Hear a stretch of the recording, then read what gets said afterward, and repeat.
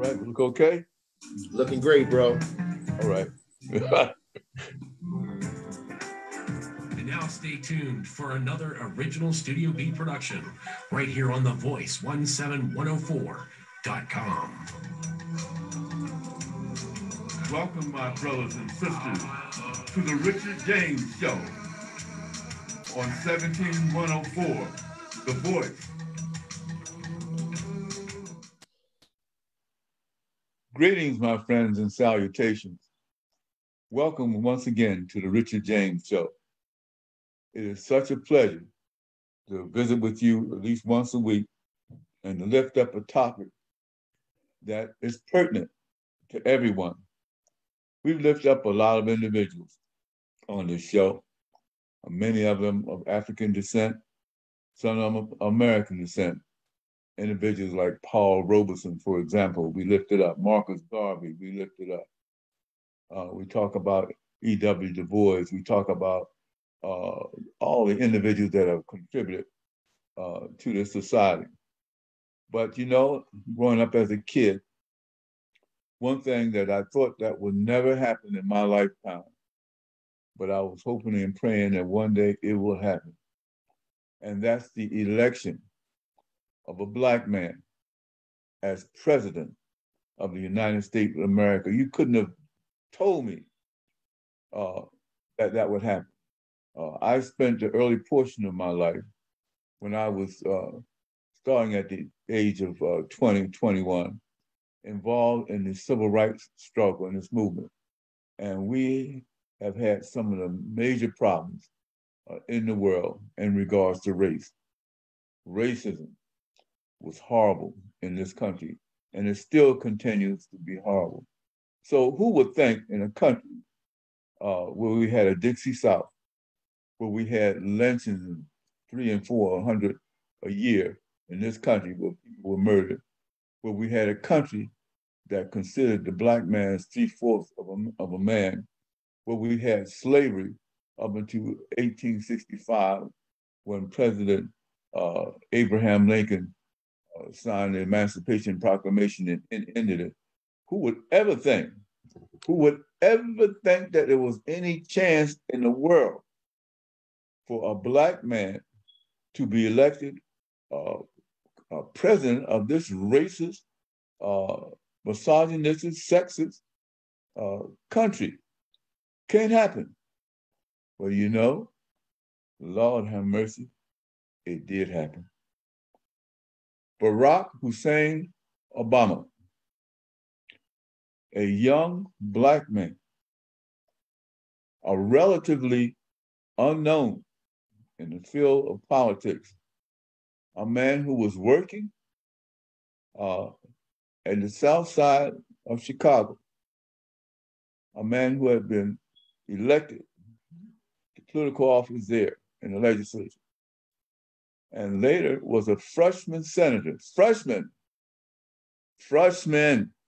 that just started senator in the Senate, had the nerve to run for president of the United States, but had even the greater nerve to win. Let's talk about Barack Obama for a while. Let's take a look and see something about his history. How in the world did this happen? A lot of folks just absolutely hated the idea of a Black man being made president. Some of them still hate the idea. But Obama person was born in Hawaii to a white Irish mother and a Kenyan African, Black African, from Kenya, East Africa. The two united in marriage, and that wedding produced the young man, Barack Obama, named after his father. This was the case. We had a situation where our former racist lying president, and I have to tell it just like it is, because he's just as racist as he can be, and he lied continuously and continues to lie. came up with what they call a birther movement, trying to pick the untrue notion that Barack Obama was born in Kenya and that he wasn't truly American. It was a lie. The governor of Hawaii checked into the records of Barack Obama and indicated, no, he was born here. He is an American citizen. He is an African American in the true sense of the term. Barack Obama was born in Hawaii. He spent his parents had broken up, and his mother remarried to an Indonesian individual. And so he spent much of his early portion of his life in Indonesia and later returned to Hawaii to live with his grandparents, his Irish grandparents. And let's make it clear. His mother was Irish. His father was African-American, was African from the country of Kenya. So he spent the early portion of his life with his grandparents. He was very, very much in love with his grandmother. So I love my grandmother, so I know the deal. Grandmothers take care of you. Grandmothers love you and lift you up like nobody can lift you up before. But the early portion of his life, he did this. And he also got a stellar education. He got his early degree, bachelor's degree from Columbia University. And then he went on to Harvard to receive his law degree. And he got his law degree. Then he did his apprenticeship under a young lady by the name of Michelle Robinson. Beautiful woman, stunning woman, brilliant woman, unbelievable woman. And while studying under apprenticeship under her, the man did what most men would do. He fell deeply in love. And he found his life's partner in Michelle Obama. But meantime, he also, one of his first jobs, instead of going into the private sector where he would make millions of dollars, Barack Obama became a community organizer in the South Side of Chicago. What is the South Side? Predominantly Black area, predominantly poor area. So he started as a community organizer. And maybe some of you don't know the history in terms of community organization in the South Side of Chicago. One individual that made history and wrote a book, Rebel for Radicals, was a man who shall we say, taught community organization. His name was Saul Alinsky. Saul Alinsky was Jewish. Saul Alinsky was one of the greatest and best known community organizers in history. At one point, I studied under Saul Alinsky at Georgia Theological Seminary. I also went to seminars that he gave in Chicago. And I know the brilliance of this man. And I know the importance of community organization. I mean, people get things done if they're organized. People can influence decisions that's being made if they're organized. It also teaches us a little bit of how to manage and how to plan. All that comes with community organization. People look down their nose at community organization. They will say, oh, Barack, he was just a community organization, community organizer. But yeah, he was a community organizer and a very, very good community organizer. Barack Hussein Obama, at the Democratic National Convention, somehow this young freshman senator was asked to give a speech. And he gave a speech. And the speech was so overwhelming. He said, there's no such thing as a Republican America, as a Democrat America, as a Black America, as a white America, as an Asian America.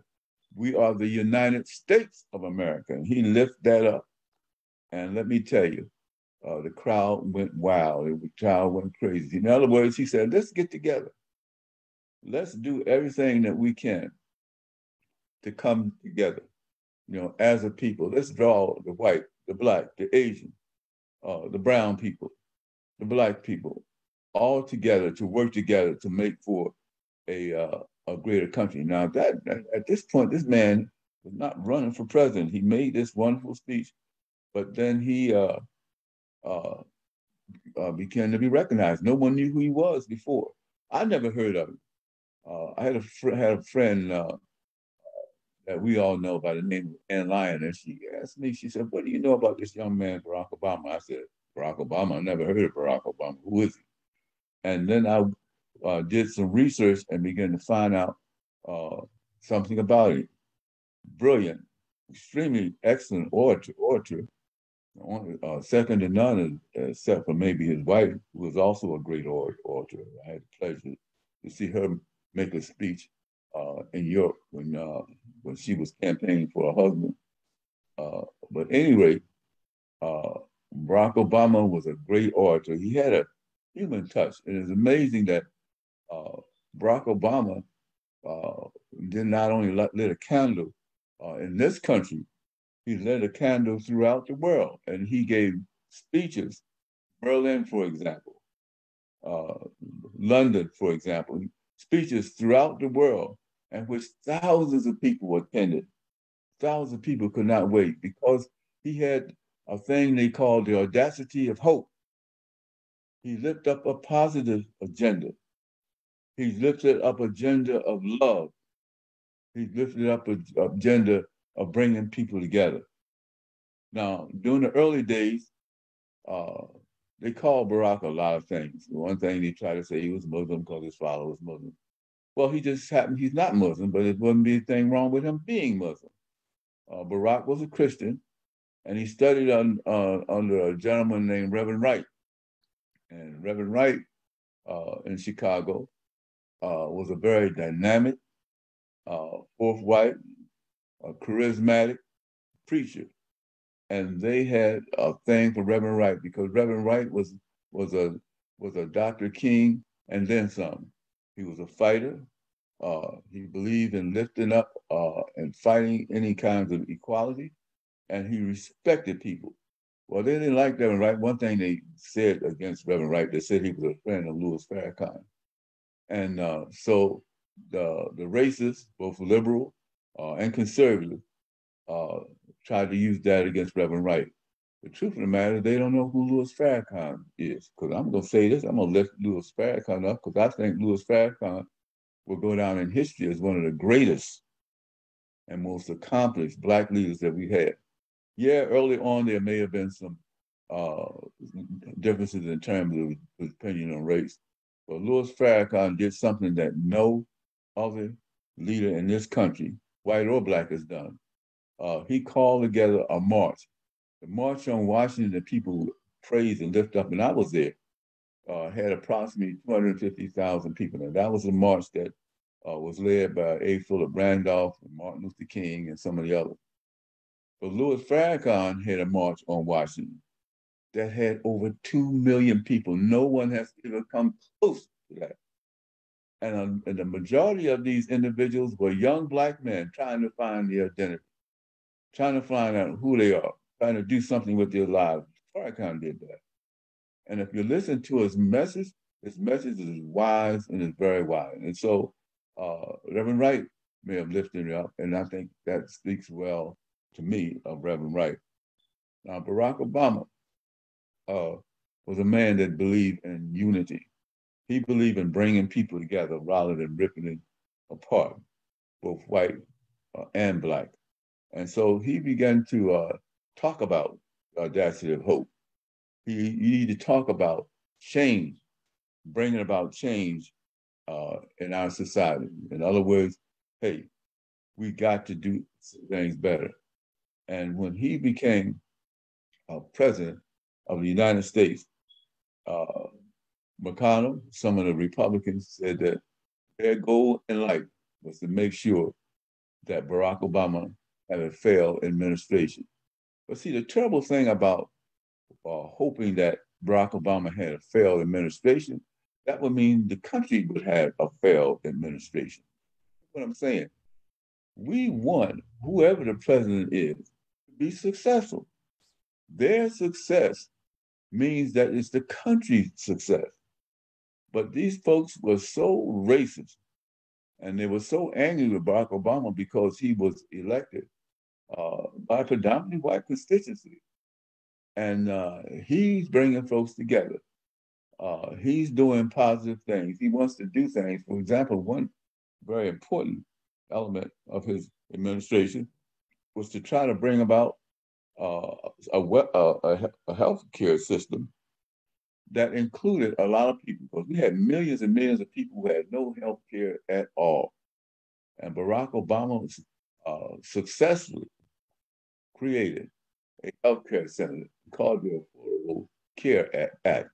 Now, a lot of folks tried to do it. I mean, the Bushes was interested in doing it. Hillary Clinton wanted to do it. But the person whose leadership to help to bring that about was Barack Obama, with his vice president supporting and working with him, Joe Biden. But Barack Obama has some major accomplishments in his administration. And he supported all people. And he also supported African Americans. During selection, to tell you what we thought of him, when I said we, I mean African Americans, he received over 94% of the African American vote. And we were just so proud and so happy to have someone not only of our color to be elected, but someone who cared about us and cared about what happens to us. And not everybody had that interest. People would get involved in the process and forget that. No one likes the idea of being at the bottom of the barrel or constantly reviewing and receiving racist threat, that kind of thing. Barack Hussein Obama. And then he marries a young lady by the name of Michelle. And Michelle, a brilliant person, a partner for life. And people got angry at them because how much they showed how much they love each other. Barack Obama had no scandal in his administration. They would criticize Barack Obama because when he was taking care of the business of the nation, he couldn't wait to get back home to his wife and to his family, to his two little girls. And he was blessed to have his mother-in-law there to help take care of the children while Michelle and the president were doing the work of the nation. We had an experience, by we, I mean all Americans, a positive experience, a scandal-free, a man who believes in love and believes in hope and pushes it a positive agenda for the entire nation. We hadn't had much of that before. And Barack Obama brought that to us. And as a result of that, Barack Obama spent 8 years. Not only was he elected in a landslide, he was elected the second time in a landslide, and he was reelected in a landslide. Barack Hussein Obama. Okay, well, we have a video. Again, I want to say that Barack Obama father was from Kenya. He was a member of the Low tribe in Kenya. His father came from a very small village, but Barack had a very, very, very, very large family. And what he did was he visited Kenya in several trips, but this is a trip in which he came and he gave a speech. I want you to listen to it very, very carefully. This is Barack Hussein Obama and one of his last trips to Kenya while he was in office.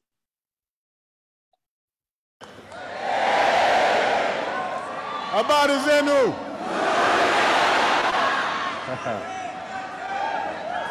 Wa Kenya Impio. It is great to be back in Kenya. Thank you so much for this extraordinary welcome. I know it took a few years, but as president, I try to keep my promises. And I said I was going to come, and I'm here. So, and everybody, go ahead and have a seat. I'm going to be talking for a while. Relax.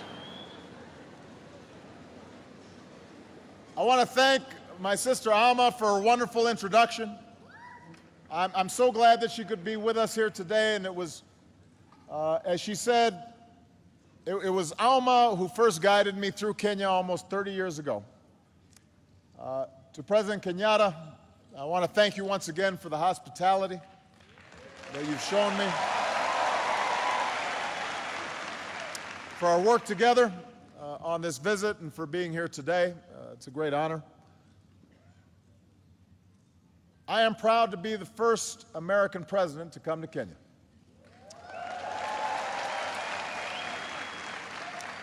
And of course, I'm the first Kenyan American to be president of the United States.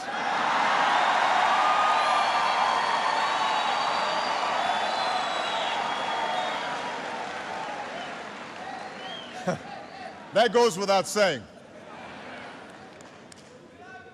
I love you back. I do. But as Alma was saying, the first time I came to Kenya, things were a little different. When I arrived at Kenyatta Airport, the airline had lost my bags. That doesn't happen on Air Force One. They always have my luggage on Air Force One. As she said, Alma picked me up in an old Volkswagen Beetle. And I think the entire stay I was here, it broke down 4 or 5 times. We'd be on the highway, we'd have to call the Jokali. He'd bring his tools. We'd be sitting there waiting. And I slept on a cot in her apartment. Instead of eating at fancy banquets with the president, we were drinking tea and eating ugali, and sukuma wiki, and so there wasn't a lot of luxury. Sometimes the lights would go out. They still do, is that what someone said? But you know, there was something more important than luxury on that first trip. And that was a sense of being recognized, being seen.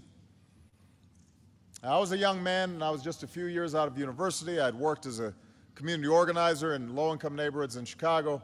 I was about to go to law school, and when I came here, you know, in many ways I was a Westerner. I was an American, unfamiliar with my father and his birthplace, really disconnected from half of my heritage. And at that airport, as I was trying to find my luggage, there was a woman there who worked for the airlines, and she was helping fill out the forms, and she saw my name, and she looked up and she asked if I was related to my father, who she had known. And that was the first time that my name meant something, right? And that it was recognized.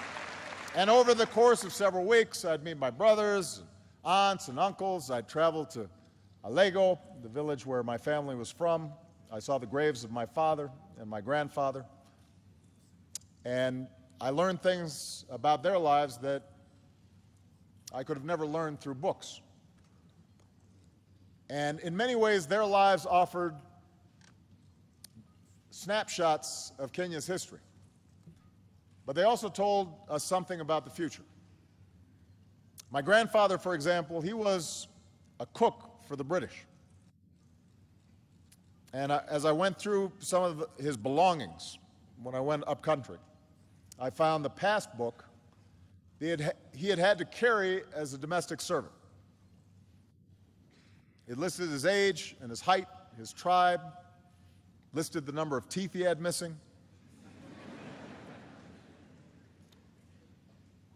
And he was referred to as a boy, even though he was a grown man in that passbook. And he was in the King's African Rifles during the Second World War and was taken to the far reaches of the British Empire, all the way to Burma. And back home, after the war, he was eventually detained for a time because he was linked to a group that opposed British rule. And eventually he was released. He forged a home for himself and his family. He earned the respect of his village, lived a life of dignity, although he had a well-earned reputation for being so strict that everybody was scared of him. And he became estranged from part of his family.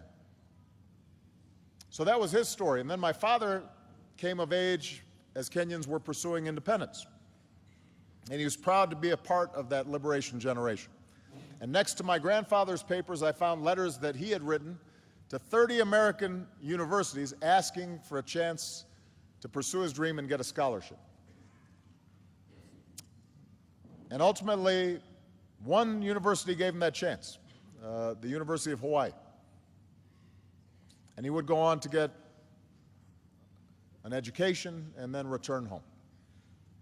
And here, at first, he found success as an economist and worked with the government, but ultimately he found disappointment in part because he couldn't reconcile the ideas that he had for his young country with the hard realities that had confronted him. And I think sometimes about what these stories tell us, what the history and the past tell us about the future. And they show us the enormous barriers to progress that so many Kenyans faced just 1 or 2 generations ago. This is a young country. We were talking last night at dinner. The president's father was the first president. We're only a generation removed. And the daily limitations and sometimes humiliations of colonialism, that's recent history. The corruption and cronyism and tribalism that sometimes confront young nations, that's recent history. But what these stories also tell us is an arc of progress. From foreign rule to independence, from isolation to education and engagement with a wider world. It speaks of incredible progress. So we have to know the history of Kenya, just as we Americans have to know our American history. All people have to understand where they come from. But we also have to remember why these lessons are important. We know our history so that we can learn from it. We learn our history because we understand the sacrifices that were made before, so that when we make sacrifices, we understand we're doing it on behalf of future generations. There's a proverb that says, "We have not inherited this land from our forebears, we have borrowed it from our children."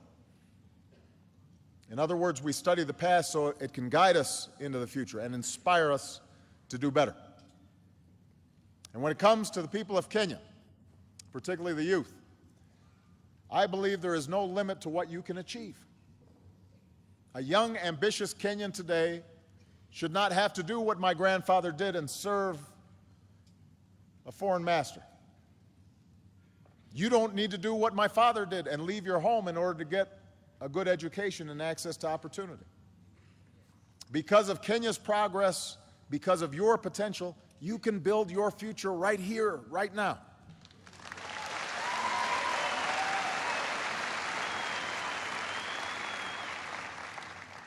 Now, like any country, Kenya is far from perfect, but it has come so far in just my lifetime. After a bitter struggle, Kenyans claimed their independence just a few years after I was born, and after decades of one-party rule, Kenya embraced a multi-party system in the 1990s, just as I was beginning my own political career in the United States. Tragically, just under a decade ago, Kenya was nearly torn apart by violence at the same time that I was running for my first campaign for president. And I remember hearing the reports of thousands of innocent people being killed or driven from their homes. And from a distance, it seemed like the Kenya that I knew, a Kenya that was able to reach beyond ethnic and tribal lines, that it might split apart across those lines of tribe and ethnicity. But look what happened. The people of Kenya chose not to be defined by the hatreds of the past. You chose a better history.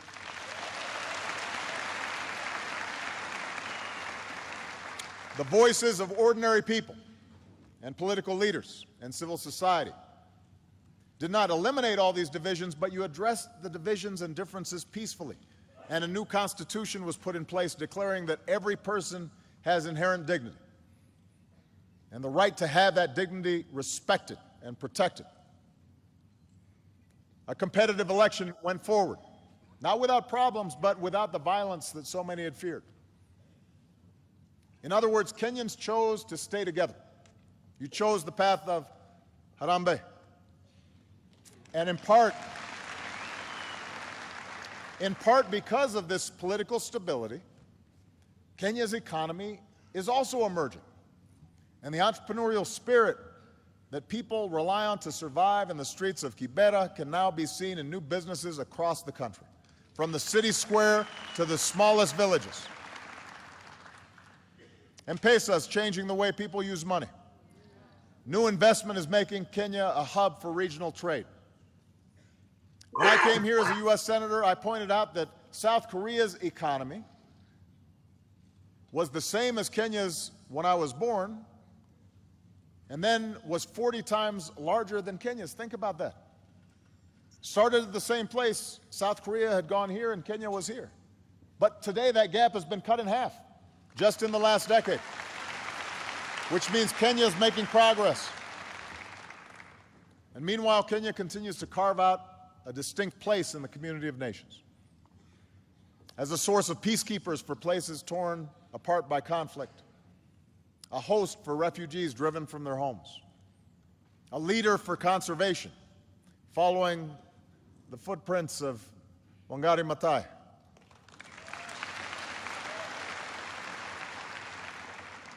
Kenya is one of the places on this continent that truly observes freedom of the press, and their fearless journalists and courageous civil society members. And in the United States, we see the legacy of Kip Keino every time a Kenyan wins one of our marathons.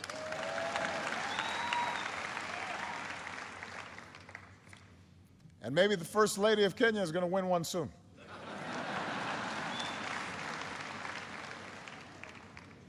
I told the president he has to start running with his wife.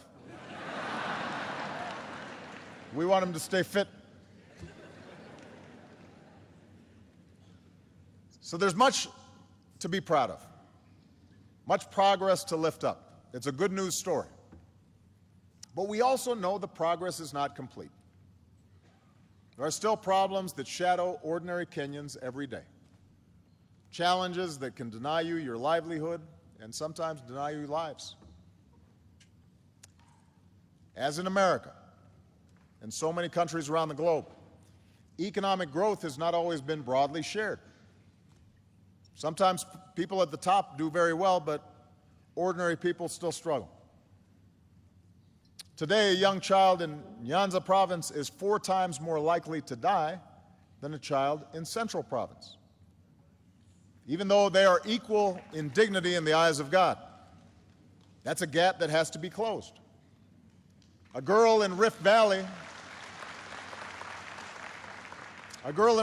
is far less likely to attend secondary school than a girl in Nairobi. That's a gap that has to be closed. Across the country, one study shows corruption costs Kenyans 250,000 jobs every year, because every shilling that's paid as a bribe could be put into the pocket of somebody who's actually doing an honest day's work.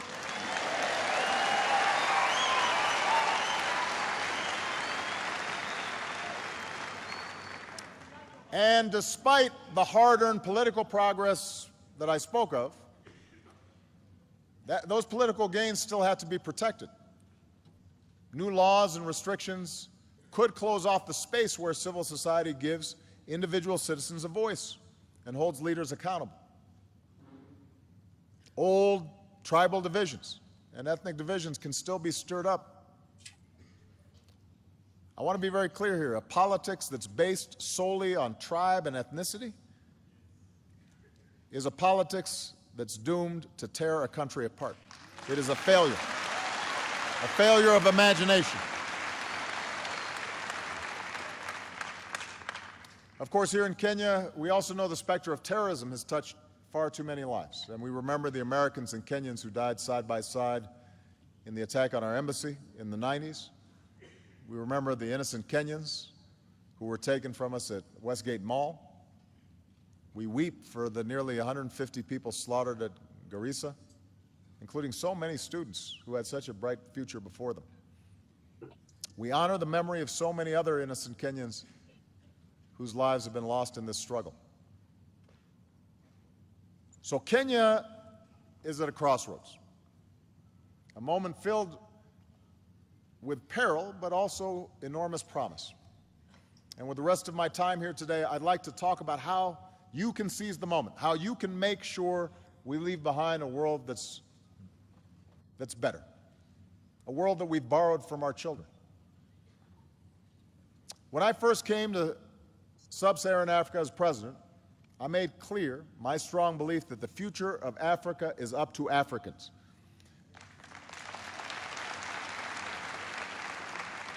For too long, I think that many looked to the outside for salvation and focused on somebody else being at fault for the problems of the continent. And as my sister said, ultimately, we are each responsible for our own destiny. And I'm here as president of a country that sees Kenya as an important partner. I'm here as a friend who wants Kenya to succeed.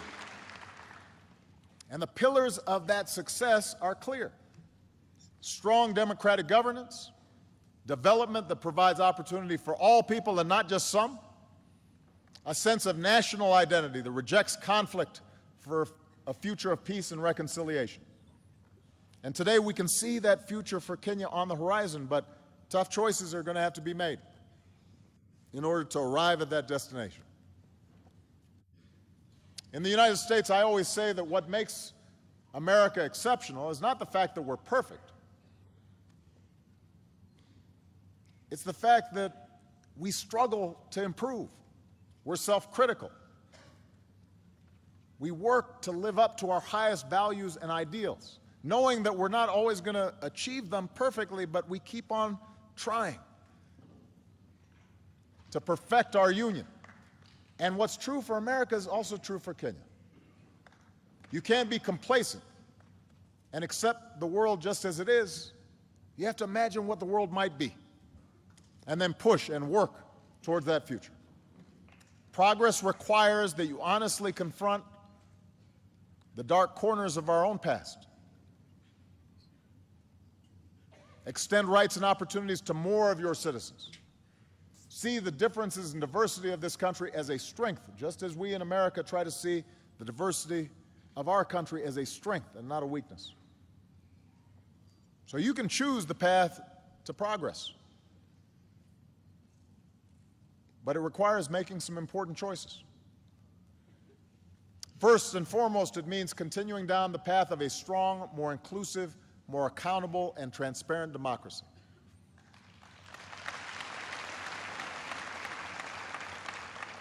You know, democracy begins with a peacefully elected government. It begins with elections, but it doesn't stop with elections. So your Constitution offers a roadmap to governance that's more responsive to the people through protections against unchecked power, more power in the hands of local communities. For this system to succeed, there also has to be space for citizens to exercise their rights. And we saw the strength of Kenya's civil society in the last election when groups collected reports of incitement so that violence could be stopped before it spun out of control. And the ability of citizens to organize and advocate for change, that's the oxygen upon which democracy depends. You know, democracy is sometimes messy, and for leaders, sometimes it's frustrating. Democracy means that somebody's always complaining about something. Nobody is ever happy in a democracy about their government. If you make one person happy, somebody else is unhappy. Then sometimes somebody who you made happy, later on now they're not happy. They say, "What have you done for me lately?" But that's the nature of democracy. That's why it works, is because it's constantly challenging leaders to up their game and to do better. And such civic participation and freedom is also essential for rooting out the cancer of corruption. Now, I want to be clear. Corruption is not unique to Kenya. I mean, I want everybody to understand that there's no country that's completely free of corruption. Certainly, here in the African continent, there are many countries that deal with this problem, and I want to assure you I speak about it wherever I go, not just here in Kenya. So I don't want everybody to get too sensitive. But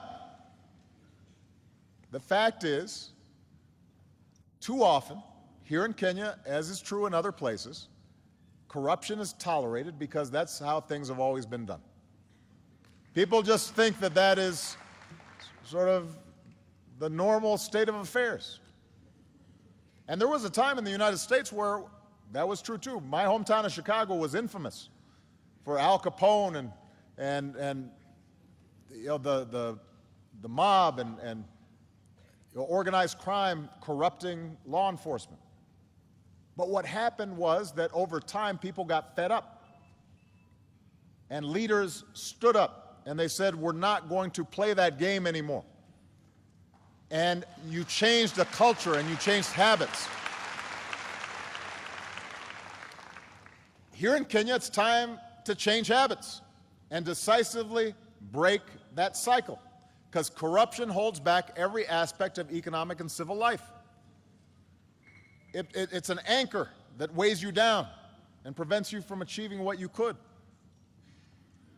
If you need to pay a bribe and hire somebody's brother who's not very good and doesn't come to work in order to start a business, well, that's going to create less jobs for everybody. If electricity is going to one neighborhood because they're well connected and not another neighborhood, that's going to limit development of the country as a whole. If someone in public office is taking a cut that they don't deserve, that's taking away from those who are paying their fair share. So this is not just about changing one law, although it's important to have laws on the books that are actually being enforced. It's important that not only low-level corruption is punished, but folks at the top, if they are taking from the people, that has to be addressed as well. But it's not something that is just fixed by laws or that any one person can fix. It requires a commitment by the entire nation, leaders and citizens, to change habits and to change culture. Tough laws need to be on the books. And the good news is your government is taking some important steps in the right direction. People who break the law and violate the public trust need to be prosecuted. NGOs have to be allowed to operate, who shine a spotlight on what needs to change. And ordinary people have to stand up and say, enough is enough. It's time for a better future. And as you take these steps, I promise that America will continue to be your partner in supporting investments in strong democratic institutions. Now, we're also going to work with you to pursue the second pillar of progress, and that is development that extends economic opportunity and dignity for all of Kenya's people.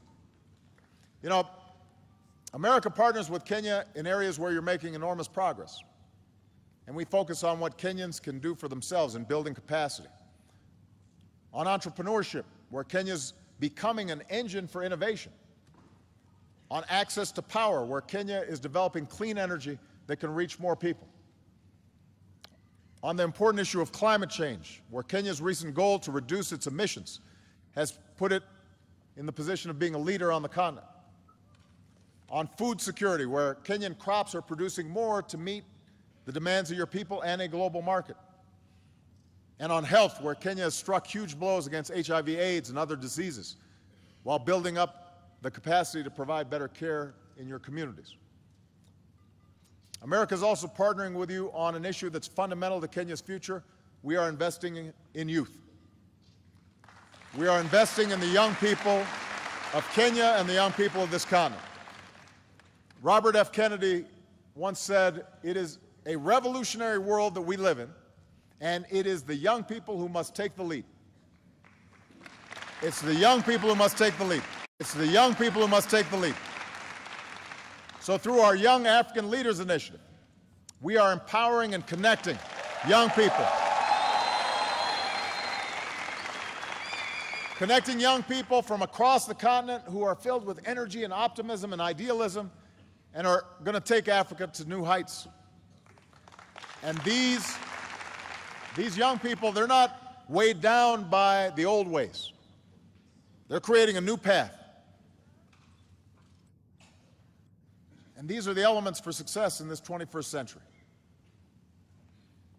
To continue down this path of progress, it will be vital for Kenya to recognize that no country can achieve its full potential unless it draws on the talents of all its people, and that must include the half of Kenyans, maybe a little more than half, who are women and girls. Now, I'm going to spend a little time on this just for a second. Every country and every culture has traditions that are unique and help make that country what it is. But just because something is a part of your past doesn't make it right. It doesn't mean that it defines your future. You know, look at us in the United States. Recently, we've been having a debate about the Confederate flag. Some of you may be familiar with this. This was a symbol for those states who fought against the Union to preserve slavery. Now, as a historical artifact, it's important. But some have argued that it's just a symbol of heritage that should fly in public spaces. The fact is, it was a flag that flew over an army that fought to maintain a system of slavery and racial subjugation. So we should understand our history, but we should also recognize that it sends a bad message to those who were liberated from slavery and oppression. And in part because of unspeakable tragedy that took place recently, where a young man who was a fan of the Confederate flag and racial superiority shot helpless people in a church. More and more Americans of all races are realizing now that that flag should come down. Just because something's a tradition doesn't make it right. Well, so around the world, there is a tradition of repressing women and treating them differently and not giving them the same opportunities, and husbands beating their wives, and children not being sent to school.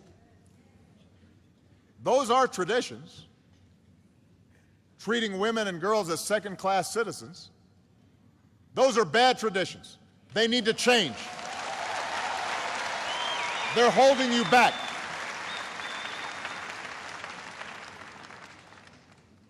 Treating women as second-class citizens is a bad tradition. It holds you back. There's no excuse for sexual assault or domestic violence. There's no reason that young girls should suffer genital mutilation. There's no place in civilized society for the early or forced marriage of children. These traditions may date back centuries. They have no place in the 21st century.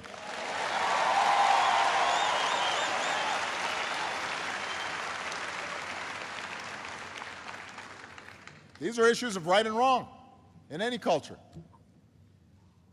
But they're also issues of success and failure. Any nation that fails to educate its girls or employ its women and allowing them to maximize their potential is doomed to fall behind in the global economy. You know, we're in a sports center. Imagine if you have a team and you don't let half of the team play. That's stupid. That makes no sense. And the evidence shows that communities that give their daughters the same opportunities as their sons, they are more peaceful, they are more prosperous, they develop faster, they are more likely to succeed. That's true in America, that's true here in Kenya. It doesn't matter. And that's why one of the most successful development policies you can pursue is giving girls an education and removing the obstacles that stand between them and their dreams. And by the way, if you educate girls, they grow up to be moms, and they, because they're educated, are more likely to produce educated children.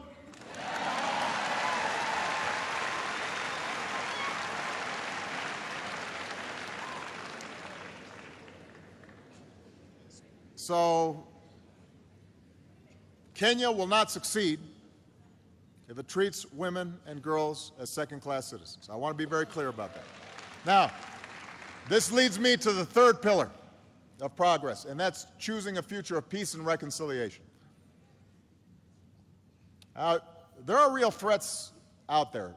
President Kenyatta and I spent a lot of time discussing the serious threat from al-Shabaab that Kenya faces. The United States faces similar threats of terrorism. We are grateful for the sacrifices made by Kenyans on the front lines as part of AMISOM. We're proud of the efforts that we're making to strengthen Kenya's capabilities through our new security governance initiative. We're going to stand shoulder to shoulder with you in this fight against terrorism for as long as it takes. But as I mentioned yesterday, it is important to remember that violent extremists want us to turn against one another. That's what terrorists typically try to exploit. They know that they are a small minority. They know that they can't win conventionally. So what they try to do is target societies where they can exploit divisions. That's what happens in Iraq. That's what happens around the world. That's what happened in Northern Ireland. Terrorists who try to sow chaos, they must be met with force, and they must also be met, though, with a forceful commitment to uphold the rule of law and respect for human rights, and to treat everybody who's peaceful and law-abiding fairly and equally. Extremists who prey on distrust must be defeated by communities who stand together and stand for something different. And the most important example here is that the United States and Kenya both have Muslim minorities, but those minorities make enormous contributions to our countries. These are our brothers, they are our sisters, and so in both our countries we have to reject calls that allow us to be divided. This is true for any diverse society. And Kenya is rich with diversity, with many dozens of tribes and ethnicities and languages and religious groups. And time and again, just as we've seen the dangers of religious or ethnic violence, we've seen that Kenya is stronger when Kenyans stand united with a sense of national identity. You know, that was the case on December 12, 1963. When cities and villages across this country celebrated the birth of a nation. It was true in 2010 when Kenya replaced the anarchy of ethnic violence with the order of a new constitution.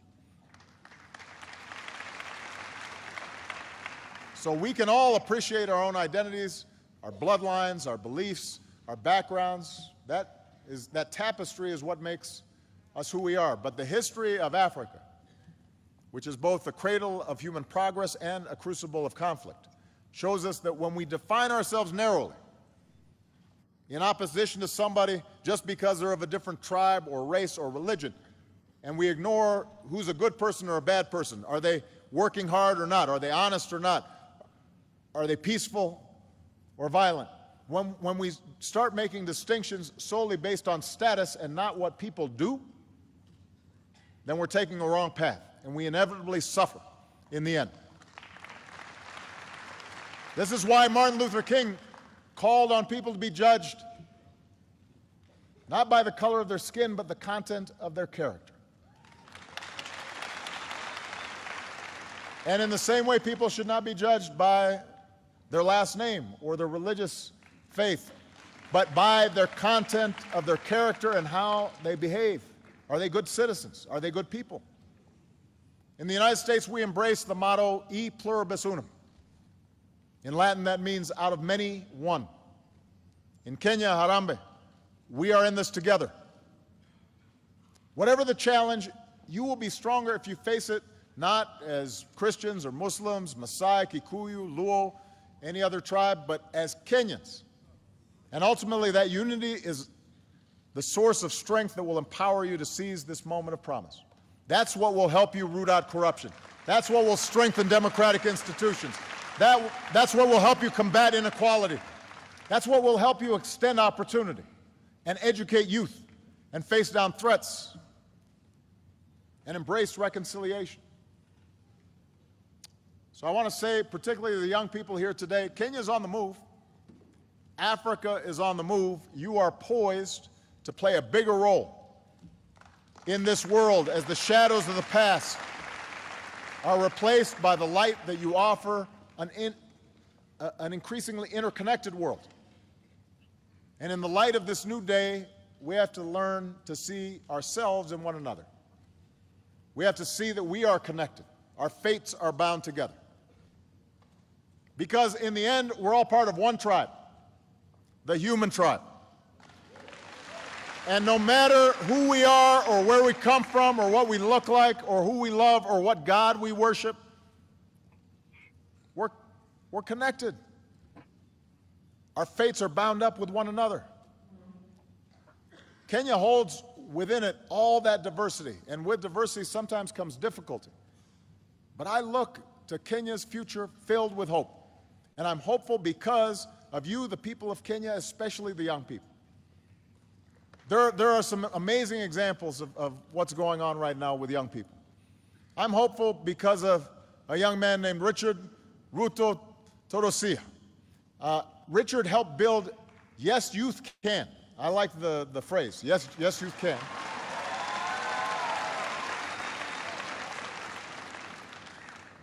It became one of the most prominent civil society organizations in Kenya with over 1 million members. And after the violence of 2007, 2008, Yes, Youth Can stood up to incitement, helped bring opportunity to young people in places that were scarred by conflict. That's the kind of young leadership that we need. I'm hopeful because of a young woman named Josephine Kulea. So Josephine founded Samburu Girls Foundation, and she's already helped to rescue over 1,000 girls from abuse and forced marriage and helped place them in schools.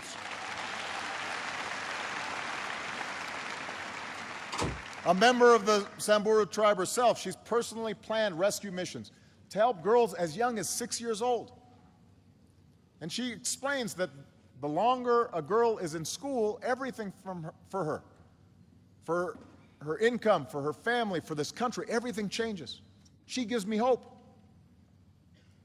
I'm hopeful because of a young woman named Jamila Abbas.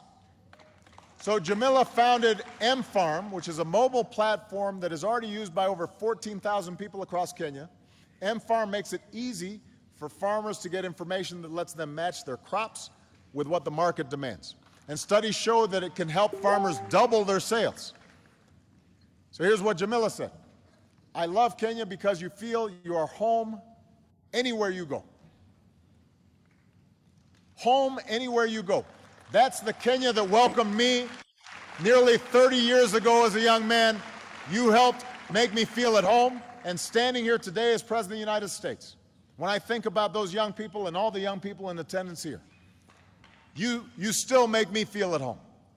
And I'm confident that your future is going to be written across this country and across this continent by young people like you. Young men and women who don't have to struggle under a colonial power, who don't have to look overseas to realize your dreams. Yes, you can realize your dreams right here, right now.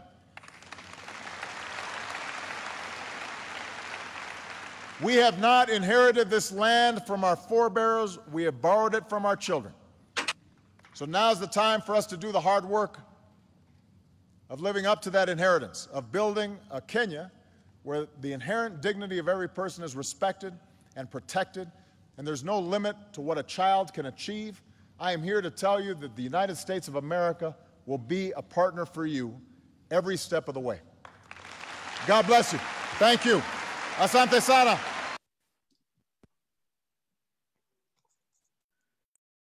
You have been listening to a video of a speech that was given by President Barack Obama in Kenya, his ancestral home, the birthplace of his father, grandfather on that side.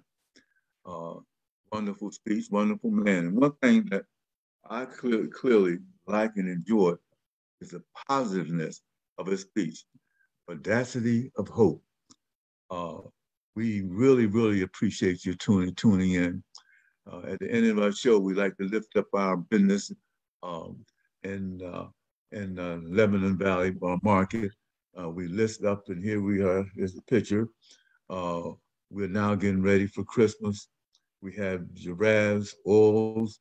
You can see we have Black Santa Claus, African Paradise. There's our Black Santa Claus, and this a mask you have over there from the Ivory Coast. We have all kinds of things. If you haven't gotten all those Christmas presents yet for your friends, whether it be white, black, Asian, come by and see us at 35 South 8th Street in the downtown city of Lebanon, Pennsylvania. Isn't that a beautiful stand?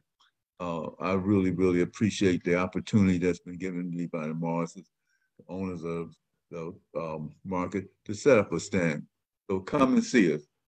Don't forget us. This is Richard James signing off for the Richard James Show. Much love and reward you and yours. Take care and so long.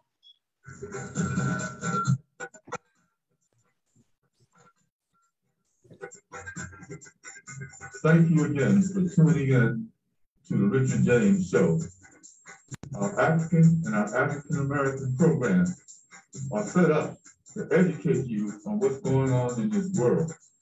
And thank you for taking out the time to listen. Let us hear from you sometime also.